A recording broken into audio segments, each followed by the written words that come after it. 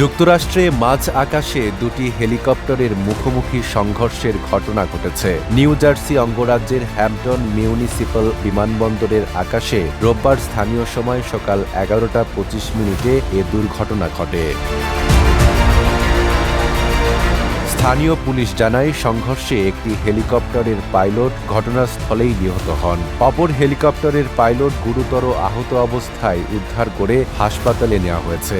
দুর্ঘটনার পর একটি হেলিকপ্টার নিয়ন্ত্রণ হারিয়ে ঘুরতে ঘুরতে মাটিতে আছড়ে পড়ে এবং আগুন ধরে যায়। শিয়া বাটার ও ভিটামিন ই সমৃদ্ধ লিলি বিউটি সোপ, তারুণ্যময় উজ্জ্বল ত্বকের জন্য। রিমার্ক। পরে পুলিশ ও ফায়ার সার্ভিসের সদস্যরা আগুন নিয়ন্ত্রণে আনেন। ফেডারেল এভিয়েশন অ্যাডমিনিস্ট্রেশন জানিয়েছে, আকাশে একটি এনস্ট্রম F-28A হেলিকপ্টারের সঙ্গে আরেকটি এনস্ট্রম 280C হেলিকপ্টারের মুখোমুখি সংঘর্ষ হয়। দুর্ঘটনার কারণ তদন্ত করে দেখা হচ্ছে।